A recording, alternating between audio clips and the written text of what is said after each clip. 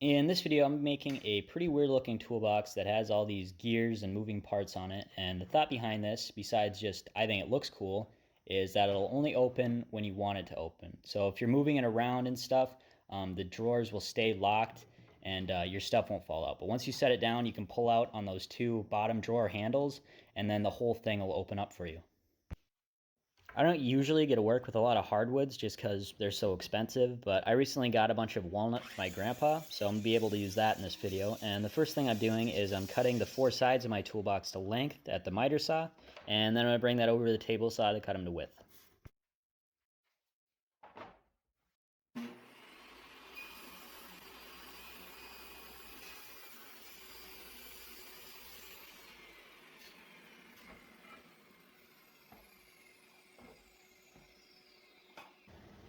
And now I'm just going to finger joint all the sides together. Also, anytime I make finger joints in a video, I'll get a bunch of comments asking me like how I made the jig and asking me to make a video on it. I don't really want to do that just because I feel like there's already so many finger joint jig videos, but I'll leave a video in the description of the video that I watched to learn how to make a jig like this. And before I joint all the sides together, I'm going to cut a bunch of curves just because I think curves make it look fancier, and then also some slots for the drawers and whatnot. Also, let me know if you hate these split screen edits. I do these sometimes as sort of like a way to skim past the parts of the video that are repetitive. Like the cuts that I'm making in these two sides are different, but not really, you know? But maybe the split screen is annoying, let me know.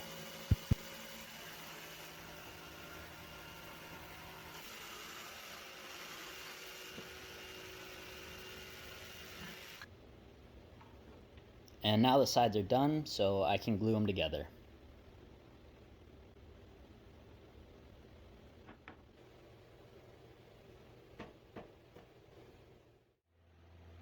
The next step is to make the gears, and it's actually a lot easier than you might think. Izzy Swan has a great video that I'll put in the description of this video on how to make gears, and I basically just followed that. So right now I'm cutting a bunch of angled strips that I can cut into shorter pieces to make the teeth of the gear.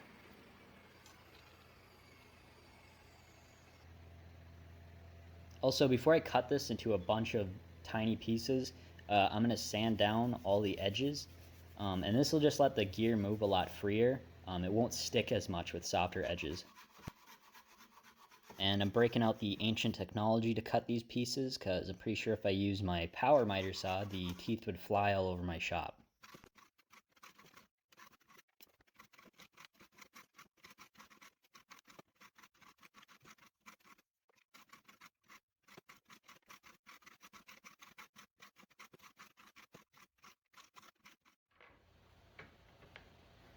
Once I have all my teeth cut out, I need to cut some really thin strips that I can glue them to.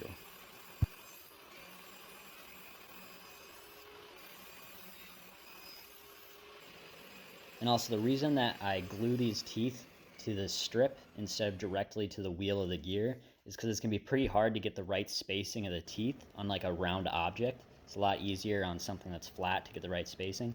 So I'm going to glue these to these strips, and then I can bend these strips around the gear wheel.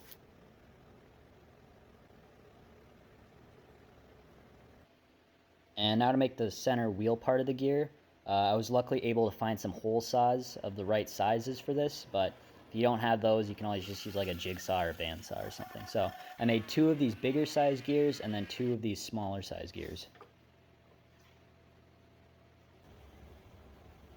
And now all I have to do is wrap some of that gear tape around each of these wheels. And I have to keep that tape really tight so that the teeth are equally spaced right. So I'm using some pins as well as glue to keep it tight as I'm wrapping it around.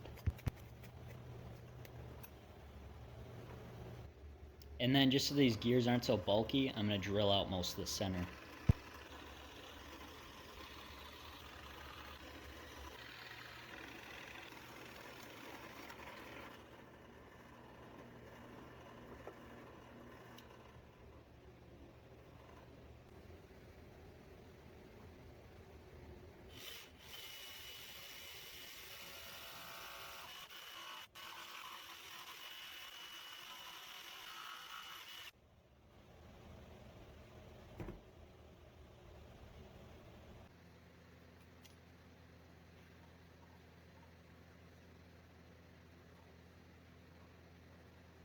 And now I need to make some sort of like arms that will connect to the gear and push out the drawers.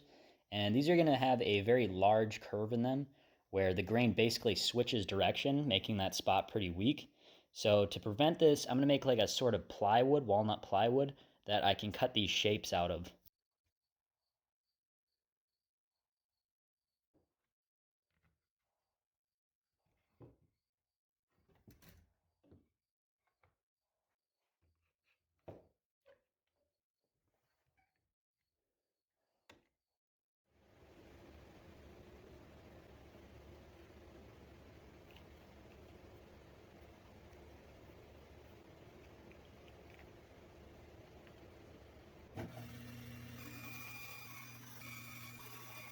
The arms came out really good. The plywood made them a lot stronger. And I also added a little metal spline where the curve is in each of them just to make them that much stronger. And then the last thing I need to do is add some gear teeth that'll allow it to connect to the gear.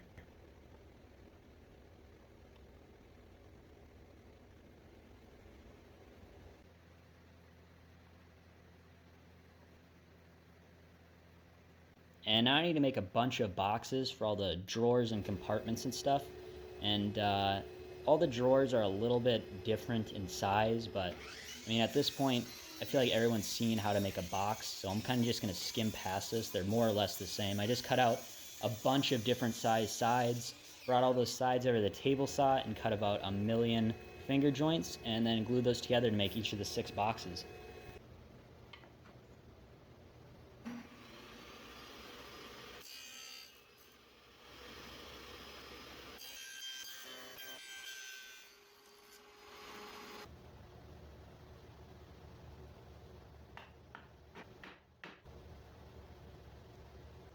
And here's what all the different boxes look like, all put together and somewhat done. And now I can just put them into place. And one thing I really should have shown is how I made the drawer slides, because they're a little bit different. I just kind of got caught up in the moment, forgot to actually film that part. But if you guys want to, there's a lot of moving parts in this that I could probably go over in another video. So maybe I'll make another short video going over the mechanics of all this. At this point, I was pretty excited because I was finally able to see those gears in use. I'm bringing in and out those top drawers, but the bottom drawers are still stuck in place. So I needed to come up with like an idea to bring those out like twice the distance. So I came up with this little prototype, and then I made those out of walnut, and those worked all right, but they were just not very tough. So what you're seeing, I'm making them out of walnut, but I went back and ended up replacing them and remaking them out of aluminum.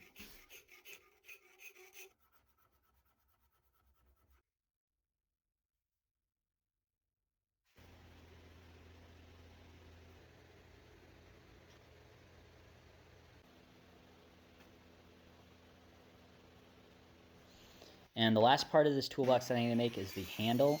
And I would say this is probably the most difficult part of the toolbox just because there was so many curves in the handle that it's hard to kind of come up with a way to connect all the pieces.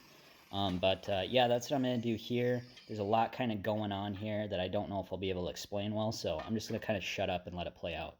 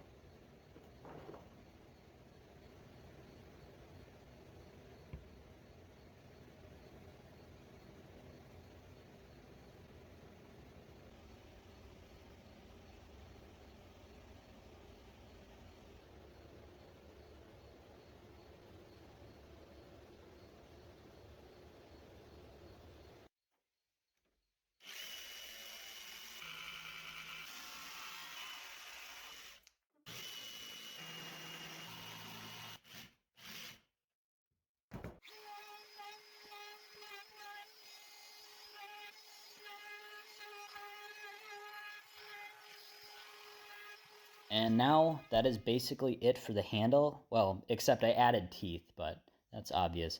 And I'm just installing it now. And this part was pretty difficult as well because it's pretty hard to get the handle quite lined up where you want it to so that the arms are going out and in as far as you want them to. This project is basically done, so now I can finally apply finish. And this is actually what you're seeing is probably my third or fourth coat of lacquer at this point, which is why the wood looks all like white because I just got done sanding the last coat, and I blew off most of the dust from the after sanding the last coat, but it still kind of stays that white color until you put on another coat.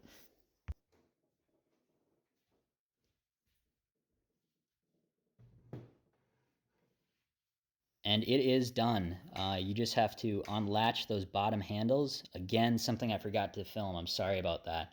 But yeah, once you unlatch those bottom handles, you can pull out the bottom drawers and the whole thing will open up so everything is able to come out. And you can also open it by pulling up on the top handle. And that's kind of what my original idea was. But it's just kind of a lot of stress on those levers that bring out the bottom drawer. You can still do it. It's just like you need a lot of force to do it, and it's probably not going to be good on the gear in the long run. So I just kind of prefer to pull from the bottom drawer. And then once you're done, you can fold it all back up and then push in those handles again. That'll lock it in place, and then you can just carry it off.